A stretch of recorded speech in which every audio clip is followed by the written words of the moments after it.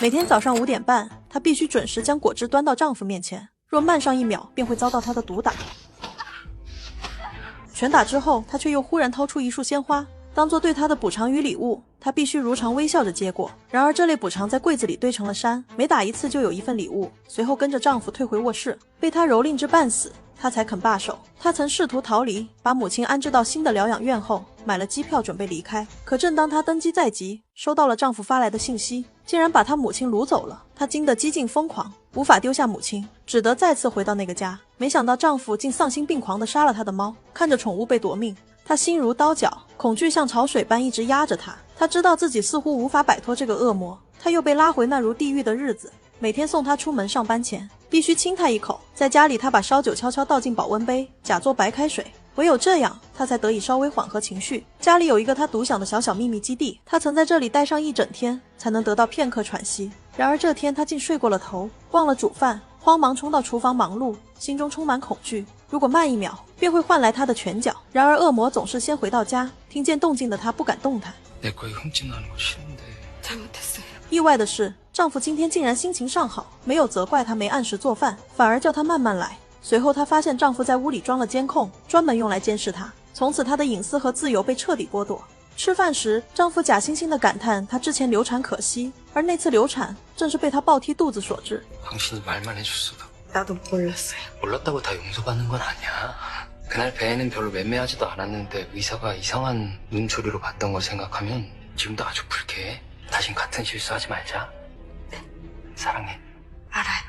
她却依旧认为自己无错。西秀不敢出声，一句话说错便招来毒打。第二天，丈夫接到西秀的电话，西秀变成他的人形闹钟，提醒他吃保健品。这一举动赢得客户的赞赏。原来他刻意要求西秀准时来电，目的只是营造爱妻的公众形象。每天回家，他第一件事便是翻看西秀手机，查看他今日与谁联系，看了什么内容。看过后，他又取出礼物送给西秀，他必须装出开心的样子。他看着他身上那些未愈的伤痕，却视若无睹。而西秀根本不稀罕这些物质，再多的赠与也比不上自由。丈夫每天检查西秀打扫的是否干净，哪怕一点点脏污，他也会借机殴打她。这天丈夫突然回家，说有节目要去，她立刻明白了意图，当场脱下外衣，跟随丈夫到衣帽间，任他为她挑选衣物。因伤口尚未痊愈，丈夫不断挑选能遮掩伤痕的衣服，最终选了长袖长裤。更讽刺的是，他们去听婆婆的演讲，主题竟是教女性如何脱离家暴。 자신이 폭력을 당했다고 느끼는 순간입니다. 죽음에 가까운 폭력을 경험했어요. 그땐 이미 스스로 빠져나오기 힘들 만큼 자존감이 낮아져서 혼자서는 힘들어요. 주위의 도움을 요청해야. 听到这些字句，西秀在心底冷笑，她自己却正经历这一切，而罪魁祸首竟是她的丈夫。她曾试图反抗，去医院验伤后，取得了一系列验伤报告，打算报警。 却在途中遇到了小姑，她吓得匆忙收起资料想逃走，不料遗落了一张。小姑看见了上面的内容，当场便明白了她的打算，并走出去暗暗提醒她。 요새 자해해놓고 폭행진 나서 끊어서 신고한 여자들도 덜어있어요. 자칫 무고죄로 큰 코 다칠 수도 있는데 친구분한테 되도록 집안에서 해결하라고 하세요. 가정폭력 신고해도 99%는 처벌이 어려운 경우라. 从此以后，她便再也不敢反抗。婆婆无意间瞥见她手上的伤，被问及时，她谎称是跌倒所致。小姑回来仅与她打了个招呼，却惹来丈夫的怀疑。她上厕所时，小姑再次低声提醒她：“아 참 그때 언니 친구분은 어떻게 됐어요? 신고했어요? 아니요. 너무 지쳐서 이젠 아무 생각 안 하고 산대요. 잘했어요. 친구분 잘하셨다고요. 丈夫回家后，不停追问她与小姑是否有隐瞒，她不敢多言，借口出门买甜菜转移话题，却在冰箱里被发现了甜菜。她当场大发雷霆，她再次遭到毒打。隔天，她看到闺蜜来电，她却不敢接听，因为丈夫曾说不许她与闺蜜来往，若继续来往便会招致毒打。没想到闺蜜竟然直接来到她家门口，她不敢应门。过了一会儿，她以为闺蜜离开了，正要出门取快递，却发现闺蜜守在门外等她。闺蜜见她满脸伤痕，立刻认定是丈夫所为。 她把闺蜜拉进自己的秘密基地里，闺蜜想要帮她，但她知道无人能长久相助，即便一时援手也不能保她一世平安。她自觉终将逃不过她的掌控，于是她将闺蜜赶走。隔日，丈夫带她赴一场画展，希望她在众人前与他演一对恩爱夫妻。没想到西秀不慎喝得微醉，当众对客户说错了话。 피카소 오마주인 저 카피한 건 그렇다 쳐도 제목이 사랑의 세레나데인데 어디가 사랑인 거예요? 취했네요. 그런 그림도 그리는데 그냥 전시도 하는 거죠. 뭐라고요? 사모님, 캔버스 밑자가 재수칠 한 번밖에 안 한 것 같은데 최소한 3번 정도.客户听后竟给了他一记耳光。此刻西秀尚未意识到事态严重，当场出尽了丑。回程途中，丈夫竟愤怒地飞速驾车，仿佛下一秒就要与她同归于尽。竞标回家后愤怒难消，开始把家里当作发泄的场所。回去后便开始关窗关门，只为了打他时不被邻居听到。更荒诞的事实是，他发现每打一次老婆，他买的股票就会暴涨。那种扭曲的因果，让他的施暴变得带有一种病态的仪式性。与此同时，隐藏在衣柜里的闺蜜恩秀，听着外面的每一次怒吼与每一次抽打，她心都碎了。她再也无法容忍西秀被这样逼迫和践踏，便拉下了一个极端而危险的提议，希望西秀与她一同合谋杀死她的丈夫。西秀在绝望与解脱之间犹豫，最终答应了这个提议。第二天清晨，他拿起厨刀，趁竞标站在阳台的瞬间冲出去，一刀刺进他的胸口，并将他推下楼。尸体砰然坠落的那一刻，他竟有短暂的释然。然而，这一切只是他在心中想象出的报复快感。现实中的他根本不敢真正迈出那一步。而恩秀在工厂里偶然发现了一个和竞标长得极为相似的男人，他找到了一个可以杀死竞标还不被发现的绝妙方法，那就是找这个男人当替身。这个男人叫张强，是偷渡来韩国工作的劳工。他把计划告诉西秀，询问竞标在中国到底有没有亲戚，因为他们必须要万无一失。恩秀找到张强，并提出一个交易，给他一笔钱，帮他拿到合法护照，让他可以像普通人一样回国团聚。恩秀见到张强的那一刻，瞬间被他的神似吓了一跳，竟然有如此相像的人。然而张强长得面善，而自己的丈夫就是个恶魔。他们现在只需要想一个办法让竞标去中国的理由，这样就可以移形换影。与此同时，竞标依旧焦躁不安，客户的流失让他颜面尽失，同事们在背后对他冷嘲热讽，并打算抢走他的客户。他不甘心，跑去找寻能不能有挽回的方法。他发现客户身边的女孩竟然是西秀的闺蜜，而且他看了那天的监控，发现他家抱西秀的时候，恩秀就藏在衣柜里。他立刻找到了方法，他拉着西秀出去吃饭，并且把恩秀也约了出来。他故意在西秀身上打翻饮料，借机把她引开，趁机去和恩秀谈判。 안에 있었죠. 은수 씨가 본 게 다라고 생각하면 곤란해요. 희수 아픈 애예요. 남의 부부 일에 함부로 끼어드는 거 아닌데. 나 없으면 우리 희수 죽어요. 그럴수록 더 힘들어지는 건 희수야. 오늘 밤에 희수도 때리겠다는 소리예요. 此时西秀回来后，他竟自作主张地说恩秀会帮助他搞定客户。为了不想西秀再被继续伤害，恩秀最终还是帮了他一把。他把那位客户约了出来，借着恩秀的人情面子，竞标终于重新拿下了合作。隔天张强打电话答应了之前恩秀的建议，恩秀也立刻带着他去理发店，给他搞了一个和竞标一模一样的造型，甚至被小姑子看到，误认为真的是竞标出现在街上。他们调查到竞标每个月都有一次聚会，喝醉后回家会睡得很死。他们决定把替换安排在那天，让张强以竞标之名出国，并先支付了一大笔定金，后续尾款等计划成功后再付。他们还买了一条绳索，那是他们备用的凶器。隔天西秀对丈夫谎称要去看母亲，实际上却和恩秀去了深山，挖下一个可以埋人的坑。他们以为这一切天衣无缝，可他们没有想到，竞标早在西秀的手机上安装了定位软件，默默追踪他的行踪。当晚竞标收到了一条通知，说他买好了去中国的机票。他愣住了，他确信这是西秀在背后搞鬼，决定回家狠狠教训他一顿。他们轻视了竞标的警觉与多疑，也忽略了一个致命细节，他们用竞标的护照买机票时，航班信息会自动发送到他的手机上。醉酒回家的竞标察觉异常，在房间里翻找，竟找到了一条绳索。那一刻他彻底明白，妻子和她的闺蜜要联手杀他。愤怒的竞标瞬间爆发，他直接对着西秀和她的闺蜜恩秀疯狂动手。哪怕恩秀练过跆拳道，身手还算不错，但现实很残酷，在绝对的力量面前，女人依旧处于弱势。竞标像一头发狂的野兽，对着两人又打又踢，拳拳到肉，完全不给他们一点喘息的机会。混乱中，西秀崩溃了，他抓起桌上的水晶球，狠狠砸向竞标的头部。竞标整个人重重倒地，几乎当场昏厥。西秀忽然意识到，这也许是他们唯一杀他的最好机会。他握紧水晶球，一下一下，又一下，失控般砸向竞标的头部，直到他的头部血流不止，完全失去反应。竞标死了，房间里只剩粗重的喘息声和挥之不去的血腥气。他让恩秀快逃，自己愿意承担所有罪责。然而恩秀却没有选择逃走，他坚定地摇头。他不打算丢下西秀一个人去面对这一切。虽然他们杀死竞标的方式临时改变了，但大方向还可以按照原来的计划继续执行。偏偏这时门铃响了，是楼下的邻居上来查看。西秀强装镇定，擦去脸上的血迹，只开了门缝，却还是被邻居瞥见屋内的血迹与人影。对方虽然没有立刻拆穿什么，但那一刻危险的种子已经悄悄种下。邻居走后，两人立刻开始处理尸体。他们用一个巨大的行李箱装好尸体并藏进柜子，随后擦干地上的血迹，试图用刺鼻的香气掩盖血腥味，同时把染血的衣服、毛巾、床单通通丢进洗衣机反复清洗。 민수원의 향수 냄새가 진동을 해. 아, 향수 좀 뿌렸는데 향이 너무 강해. 어제 탈취제 다 뿌렸잖아. 좋은 냄새 나면 기분 좋잖아. 等一切收拾得看起来干干净净之后，他们开始实施下一步替身计划。他们联系了张强，让他换上竞标的衣服。当西秀看到那张与丈夫一模一样的脸，人忍不住颤抖。恩秀则把那个上锁的行李箱推到张强脚边。张强提起那只异常沉重的行李箱，殊不知里面装着的是竞标的尸体。他的任务是出现在监控中，制造竞标出国的假象。这样一来，一旦警方调查，监控会证明人是他自己离开的。恩秀再紧接着离开，到停车场去接他，再送他去机场。车尾箱里还准备着一个一模一样的行李箱。等到了机场，他就可以偷梁换柱。就在一切进行的井然有序时，新的麻烦出现了。身为警察的小姑子突然上门，她紧张到极点，对方却径直走进厕所，还在镜子上发现了一丝血迹。幸运的是，小姑子以为那是自己抓捕罪犯时留下的。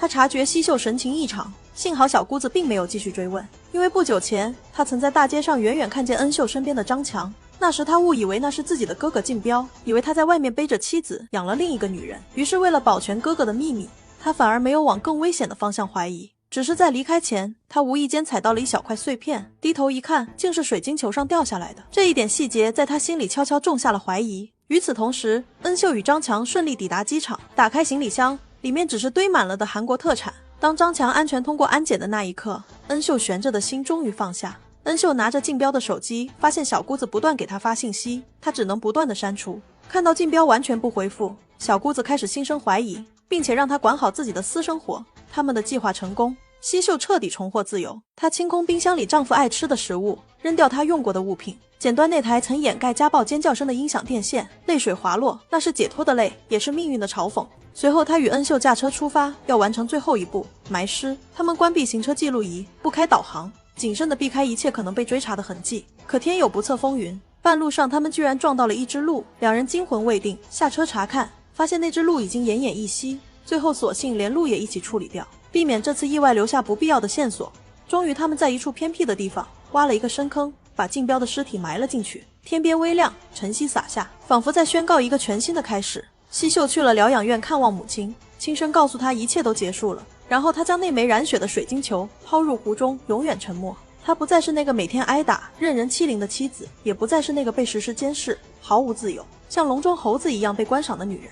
夜幕降临，两人点燃烟花，他们一起吃零食，像是又回到了小时候，那个还不懂什么是暴力、什么是婚姻的无忧时代。竞标死后，西秀食欲大增，像是压抑了多年的胃口终于被释放，每一口都像在反抗过去的恐惧。第二天，恩秀收到张强的信息，他顺利抵达上海，与妻儿团聚，一切看似完美，可命运总爱在尾声留一丝惊悚。交警拦下他们的车，发现车头有刮痕，恩秀只好镇定下来，说自己不小心撞到了一只鹿。交警要求他们打开后备箱，恩秀心跳加速，因为昨晚的埋尸工具还在里面，此刻不开反而更可疑。她咬牙按下按钮，交警只是随意扫了一眼，便放他们离开。他们死里逃生，噩梦终于过去。她杀死丈夫后回到家的第一件事，不是恐惧，不是崩溃，而是泡了一个泡面。那份平凡的泡面象征着她重获的自由。她不必再准时做饭，不必再迎合谁的口味，她可以随心所欲地看电视，把音量调到最大。那一刻，她自由了，再也没有人训斥她的行为，限制她的生活。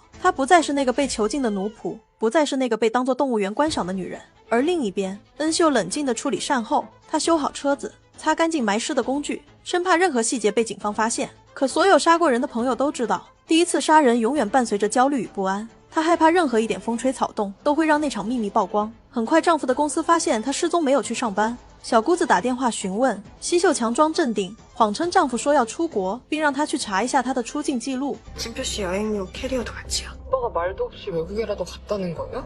모르겠어요.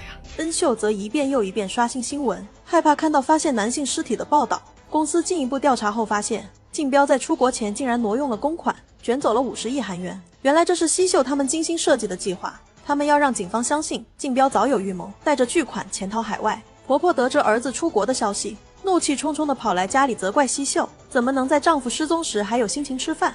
계란 후라이 해먹었니? 난 진표 걱정에 밥 한 톨 넘어가지 않는데. 아들, 뭐가 널 그렇게 힘들게 만든 거야? 누가 그랬어? 小姑子更是震惊。他查到上海机场的监控，居然发现竞标在中国还有妻子和儿子。这一刻，他彻底崩溃，但他却选择隐瞒，不敢揭穿哥哥的背叛，甚至劝母亲不要担心哥哥。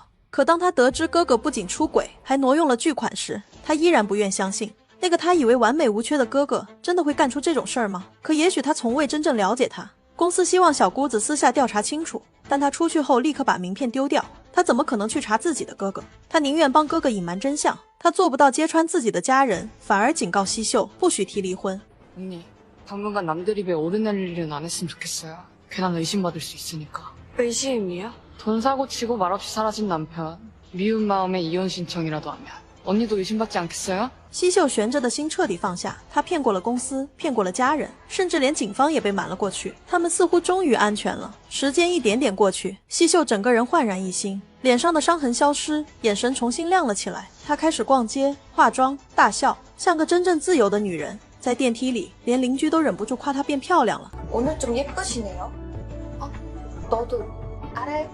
她去看望母亲时，脸上也满是轻松与幸福。可夜深人静，她仍能感到那道阴影在心底盘旋。于是她决定去找份工作，想要用新的生活压过过去的噩梦。恩秀陪她一起去找陈社长，恳求他破格录用西秀当搬运工。 들 수 있어요. 큰 가구도 혼자 자주 옮겨봤어요. 남편분이 여기 취직하려는 거 알아요? 결혼한 거 같아서. 별거 중이에요. 가끔 야근도 있어요. 전 매일도 할 수 있습니다. 陈社长被他们的真诚打动，答应了。第一天上班，西秀特意涂上自己最喜欢的口红。走出家门时，保安笑着和他打招呼。没人知道，保安每天都会把他出门的时间记在笔记本上。 11월 10일 갈색 자켓, 청바지, 루즈, 가방. 即使加班到深夜，他也觉得那样的疲惫比待在家里幸福。陈社长偶然看到他身上还未痊愈的伤痕，眼中闪过一丝复杂，似乎察觉到了什么。与此同时，恩秀在公司遇到麻烦，一个长期光顾他们生意的夫人突然自杀，所有人都说她抑郁，可恩秀知道那是被家暴逼出来的绝路。公司希望她作假证词，替男方遮掩丑闻。 인간상에 더더욱 모릅니다. 아닙니다. 해야지. 멍 같은 거 못 봤습니다. 사모님한테 아무 말 못 들었습니다. 할 거지? 晚上甚至有人送来果篮贿赂他，可他良心过不去，决定说出真相。没想到却引来了那男人的暴力报复。 이것도 지원할게요. 他拼命反抗，却敌不过男人的力气。在危急时刻，陈社长闯进来救下了他。 요즘 현행범이다, 그지?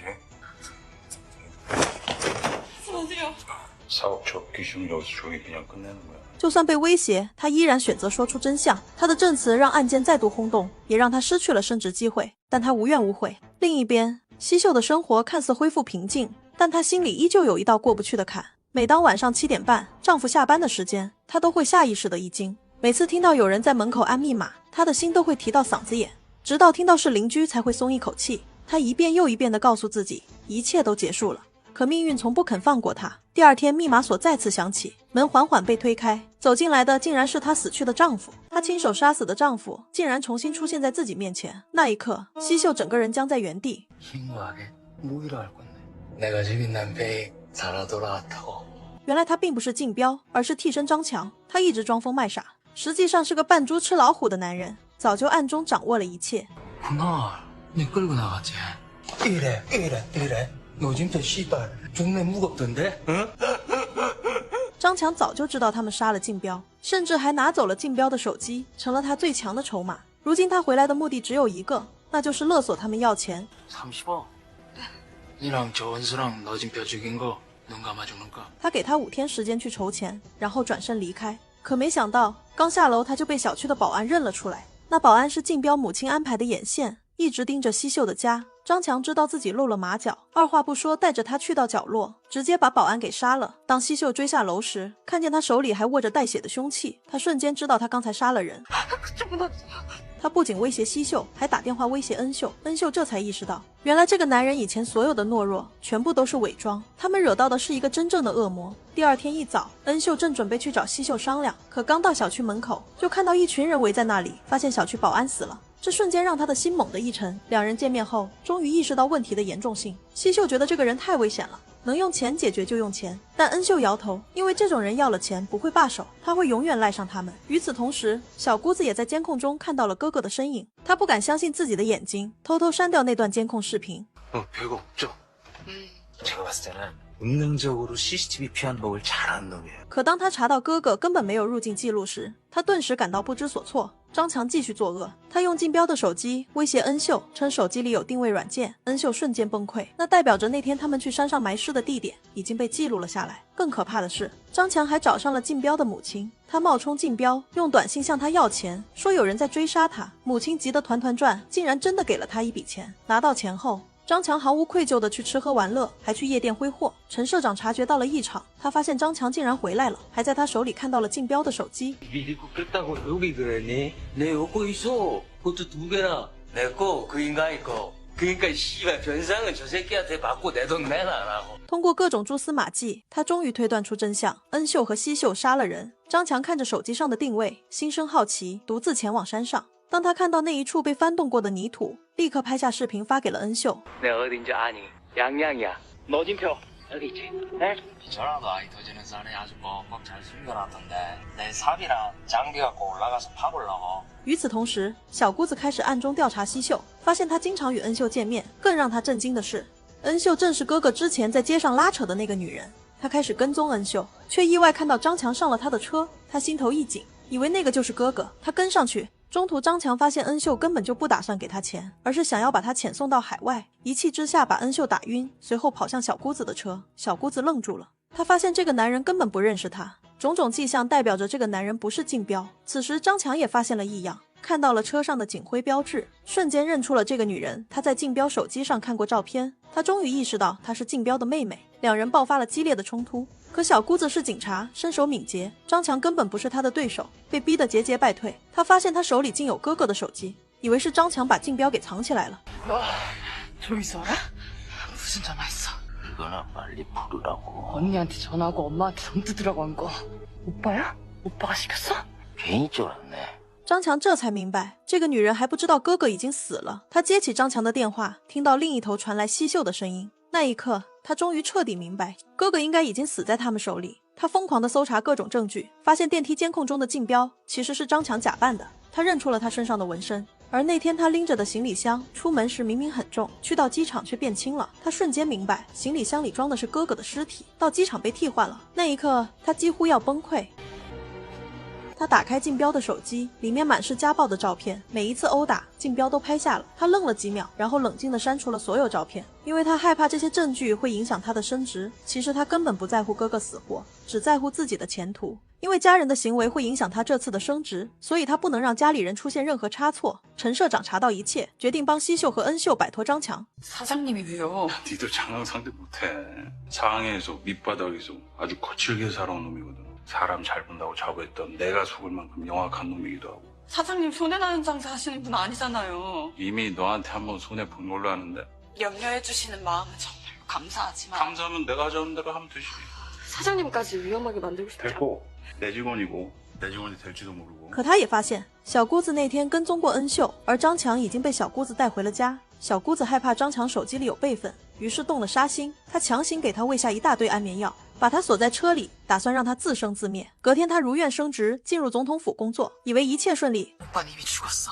그게 돌이킬 수 없는 상수라면 변수를 바꿔줘야지. 随后他去到西秀家，他想起镜子上那抹血迹，才知道那是哥哥的血。西秀回家发现东西被动过，立刻知道有人来过。他知道这个秘密快藏不住了。恩秀为了控制局势，亲自去找小姑子的母亲。趁对方上厕所时，他溜到地下停车场，打开后备箱，把奄奄一息的张强救走了。为了迷惑所有人，小姑子故意告诉同事，她那天看到西秀来报警，其实是在编造故事，声称那些伤是因为西秀自己跌倒造成的。尽管小姑子的说辞显得很有说服力，仍然有同事对此产生了怀疑。恩秀他们决定将张强关进仓库，安排他的旧同事看守。然而那个张强心机深沉，竟然通过巧妙的手段哄骗旧同事放走他。毕竟两人曾是好友，男人最终不忍心，便悄悄带他逃离了。到了目的地，张强毫不犹豫地决定杀死那个曾经帮助过他的旧同事。在冷血的决定下，男人的生命在他面前消逝。张强随后找到小姑子，声称自己有办法帮助他找到竞标的尸体，但前提是他必须支付他30亿韩元。小姑子当时没有任何犹豫，随口答应了。于是他们一同前往山上开始挖掘。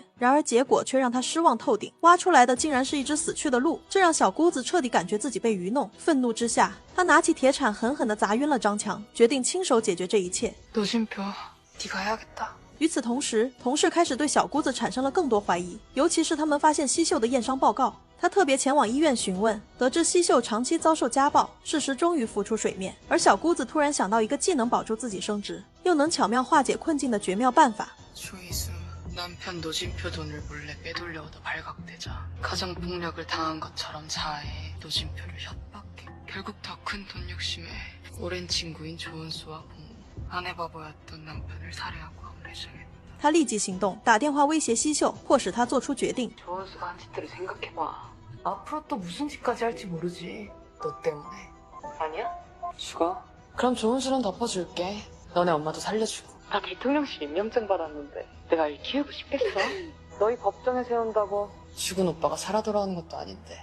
그래도 둘 중 하나는 죗값 치러야지. 오빠 시신까지 나온 마당에 뭘 더 얼마나 버티려고. 너만 조용히 죽어. 恩秀已经为他做了太多事，不想让他出事。他决定亲自结束自己的生命。他见了恩秀最后一面，随后便消失不见。小姑子带他去了一处荒僻的地方，点燃了炭火，还留下了遗书，让他在车内结束了自己的生命。然而西秀的异样引起了恩秀的注意，恩秀与陈社长开始寻找西秀。就在此时，小姑子接到了一个令她崩溃的电话，她的同事竟然查到了她之前删掉的监控录像，还发现了西秀长期被她哥哥家暴的事实。眼看一切都快被揭露，她慌乱不已。为了掩盖这些丑事，小姑子决心采取极端手段。她找到了同事的上司，试图让他帮忙撤掉同事现在的调查。 임수정님. 임수정님 어머님이 그 아파트에 혼자 살고 계셔서 신경이 많이 쓰이시는 눈치세요. 젊은 담당 형사가 너무 들쑤시고 다녀서 주민들 불안감이 크다고요. 그래? 수사 라인에서 빠졌으면 하시는 것 같은데. 紧接着，他打算过去看看西秀的尸体，发现西秀自杀的地方竟然空无一人，这让他彻底失去了理智。就在他疯狂地四处寻找西秀时，突然接到了恩秀的电话。原来西秀在最后一刻被恩秀救下。恩秀终于意识到，小姑子根本不关心竞标的死活，所有的一切对她来说不过是手段，纯粹的自私女人。她掌握了小姑子的把柄后，恩秀毫不犹豫地将事情公之于众，直接前往总统府举报小姑子的罪行。小姑子收到总统府的电话时，简直要爆炸了。 경제사범인 친오빠의 해외 도피를 도왔다는 게 사실인가? 네? 해당 증거사에 은폐 압력을 넣었다는 것도 아닙니다. 그런 일 없습니다. 확실하게 답변해야 할 거예요. 1시간 주죠. 가정폭력 얘기는 아직 안 했어. 그 뒤에 긴 이야기도. 而更糟糕的事情接踵而来。小姑子回家后接到了母亲的电话，得知张强已经死了。原来母亲在家发现张强被关在屋里时，顿时感到疑惑。 진표야! 진표야! 네가 왜 여기 있어? 아, 진표야! 일어나봐! 엄마, 나 좀 풀어줘. 너 누구야? 나 너 좀 봐. 엄마, 엄마 나 힘들어. 내가 좀 풀어줘. 시겠지, 진표시겠네. 왜 네가 평생 가야 되지? 너 좀 죽은 거는 한중에도 없지.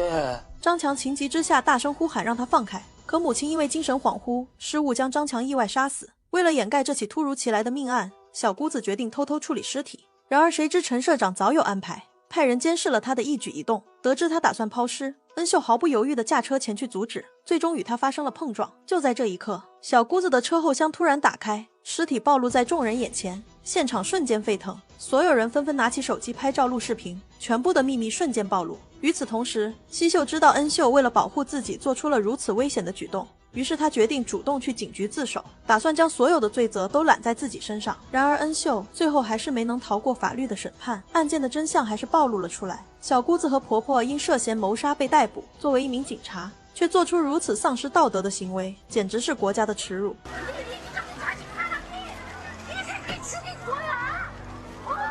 당신 명예훼손으로 고소할 거야.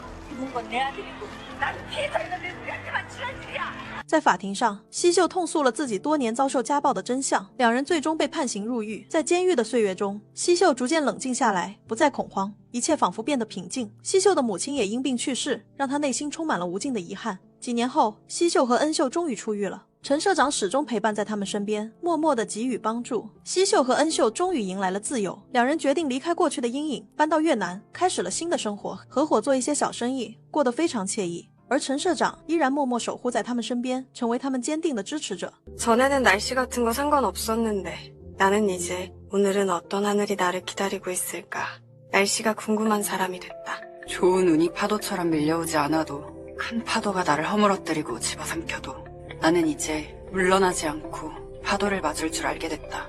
내일 어떤 파도가 오든 몸을 실어 타면 되니까.